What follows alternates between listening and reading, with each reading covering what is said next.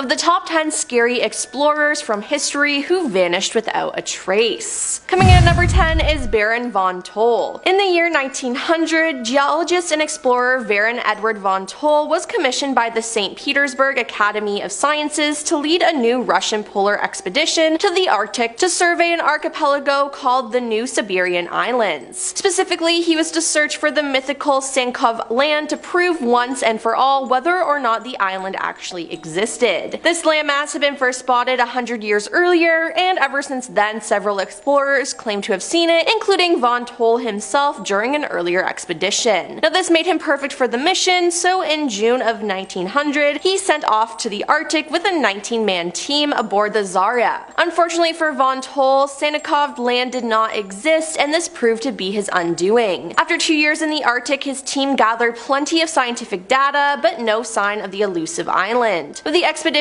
coming to a close, von Toll tried one last bold gamble. After the winter of 1902 passed, he and 3 crewmen left the Zarya and went on a separate journey, using sleighs and canoes to maneuver easier through the archipelago. They were supposed to meet with the rest of the team on Bennett Island, but the thick ice prevented the ship from getting anywhere close. From that point on, the fate of von Toll and his 3 crewmen became a mystery. Months later, a search party found their camp on Bennett Island, along with several notes written by the explorer, but no trace of the men could ever be found. Number 9. Eudoxus of Cyzicus. Eudoxus of Cyzicus was a Greek navigator who explored the Arabian Sea. He failed to circumnavigate Africa from Europe in the 2nd century BCE. Now he probably wasn't the first to attempt the journey, but he may have been the first one to get lost trying. He had already made 2 successful trips to India via the Red Sea for Egypt. It turns out during the second of these trips, Eudoxus was driven off course and landed somewhere on the east coast of Africa. There, he found remnants of a shipwreck. Eudoxus concluded that it came from a ship that had rounded the southern tip of Africa and crashed. So he organized a fleet of 3 ships to leave from present-day Cadiz in Spain. He ran aground on his first attempt, but that wasn't enough to convince him to call off the journey. After embarking on that second journey, he was never seen again. It turns out Eudoxus was centuries ahead of his time, and it wasn't until 1488 CE that Bartolomé Diaz became the first European explorer confirmed to have rounded Africa's southernmost point. Number 8. John Franklin. In 1845, explorer John Franklin left Britain with more than 100 crew members in a search of the Northwest Passage. His 2 ships, the HMS Terror and the HMS Erebus, disappeared in the Canadian Arctic. Later investigations determined that the vessels had become stranded in sea ice. After Captain Franklin died suddenly in 1847, his surviving crew abandoned the ships and set off to get help on foot. For decades, it was thought that the ships and their crews had vanished without a trace. Then in 2014, Inuit and Parks Canada archaeologists discovered the wreck of Erebus in the Victoria Strait. The Terror's remains were found off King William Island 2 years later in Terror Bay. Now the discovery of these ships finally brought some closure to one of the greatest mysteries in Arctic exploration's history. Bones of the crew members have also been found, one of which has been identified using their descendants' DNA. But the whereabouts and the remains of most of the expedition members, including John Franklin, are unknown. Number 7. The Vivaldi brothers. Fandio and Uglindo Vivaldi were 2 brothers from the Republic of Giova who lived during the second half of the 13th century, and they were both thriving maritime merchants. Now whether or not the siblings had a history of exploration and adventure, we don't know, but in 1291 they set off on a very ambitious journey to try to find a sailing route from Europe to India via Africa. It was the Cape route they were looking for, the sea lane that traversed the South Atlantic Ocean, rounded Africa at the Cape of Good Hope, and then crossed the Indian Ocean. Now it served as the most important shipping route in the world for centuries, but the Vivaldi brothers attempted to sail it almost 200 years before it was actually discovered by European explorers. So of course things did not go to plan. The brothers left Genoa in May 1291 aboard 2 galleys, and they were known to have made it out of the Mediterranean and to have sailed off the coast of Morocco, but once they hit the open ocean, they were never heard from again. Their ships nor their bodies were ever found again. Number 6.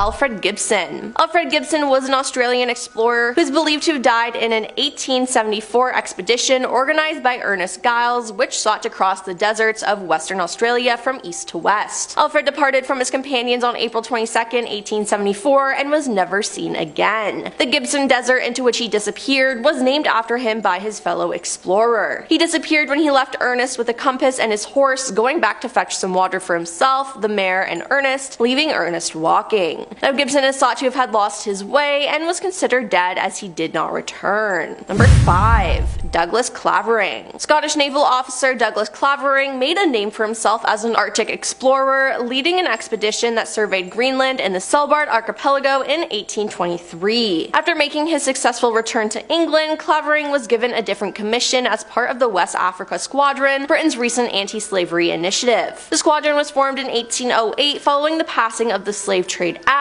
and it consisted of a fleet of Royal Navy ships that patrolled the waters off the coast of West Africa in an effort to suppress slavery. Captain Clavering became part of this squadron in 1825 after being appointed commander of the brig slop HMS Redwig. Although the West Africa Squadron seized around 1,600 slave ships during its 50-year existence, little is known of Clavering's personal involvement. What we do know though is that 2 years after his appointment, the Redwig set sail from Sierra Leone and was never seen again. Bits of the wreckage that washed ashore suggested that the vessel might have caught fire, perhaps from a lightning strike, but that's all we know. Number 4. Joshua Slocum. In 1898, Canadian sailor and adventurer Joshua Slocum became the first man to single-handedly sail around the world. He had spent the last 3 years traveling 46,000 miles aboard his ship named Spray. Joshua then wrote an account of his experience titled Sailing Alone Around the World, which became an international bestseller. His success also provided him with some financial stability, which allowed him to buy some land and settle down. However, he soon realized that he was more at home on the open ocean, so he resumed his sailing, often traveling between the United States and the West Indies or South America. Now, unfortunately, in November 1909, he left Massachusetts and headed for the Caribbean aboard his trusty Spray. He was last seen resupplying in Miami before disappearing. Now, Joshua nor his ship were ever found. It's said that he perished at sea, especially since he apparently never learned how to swim, but others suggest that the adventurer faked his disappearance in order to start a new life away from his family. Number 3. Peng Jimu. By 1980, Peng Jimu had already established himself as one of China's premier biochemists, having taken part in multiple scientific expeditions over the previous 25 years to study the wildest, most remote regions of the country. That year, he left to explore the Lop Nur, a desert in the Tarim Basin. 5 days into the mission, Peng vanished without a trace. It appeared that the scientist left camp alone in the middle of the night to search for water and got lost in the desert. Now, this was very puzzling, given that Peng was an experienced explorer who would have known better. Add to the fact that the extensive search by the Chinese government uncovered no signs of him, and this promoted several conspiracy theories that suggested that Peng could have had his life ended by his colleagues, was kidnapped by the Russians or Americans, or even defected of his own will. But it seems like we might never know what happened to him. Number 2. Michael Rockefeller. Michael Rockefeller, the son of New York Governor Nelson Rockefeller, was 23 when he began dabbling in art and travel photography. In November 1961, he traveled to the jungles of New Guinea to spend time with the native Asmat tribes when he went missing. Despite a 2-week search and a witness who supposedly saw him swimming in the ocean, his body was never found. His official cause of death was noted as drowning, but conspiracy theories range from being kidnapped to going native and even being eaten by sharks. Now, another big theory is that he was eaten by people, as the Asmat tribes were involved in that practice and sometimes ended people's lives as part of rituals. It's also been said that his boat overturned near the Asmat region of the island. The boy swam to shore to look for help, and that's it. Nobody ever saw him again. But at least some members of local tribes have told stories indicating that Michael's life was ended upon reaching the shore, and his body was cut up and the parts were handed out as gruesome trophies. Regardless of how or what happened, it will forever remain a mystery. And coming in at number 1 is Park Young-seok. The mighty Himalayan peak, now known as Annapurna Liz, is one of the deadliest climbs in the world, with a fatality to summit ratio of 38%. But that that didn't faze legendary South Korean climber Park Young-seok. He had set records across the globe, including becoming the first person to achieve the Adventures Grand Slam by climbing the 14 highest Himalayas, the highest mountain on each continent, and reaching the North and South Poles. While trying to establish a new route on the south face of Everest, two of his closest friends died in a fall. Park went on a drinking binge for 6 months and then reappeared, vowing to conquer the peak at any cost. Now, he succeeded in 2009, pioneering the new line on the mountain's south face. Now, throughout his career, Park famously refused to quit smoking, predicting that he would be killed long before cancer could catch up to him. In 2011, his prediction came true as he and two companions vanished while trying a new route up Annapurna 1. He was last heard from on October 18th when he radioed his intention to return to base camp following a gale and rockslide. A search party discovered a rope buried in the snow, but no trace of Park or his team members could be found.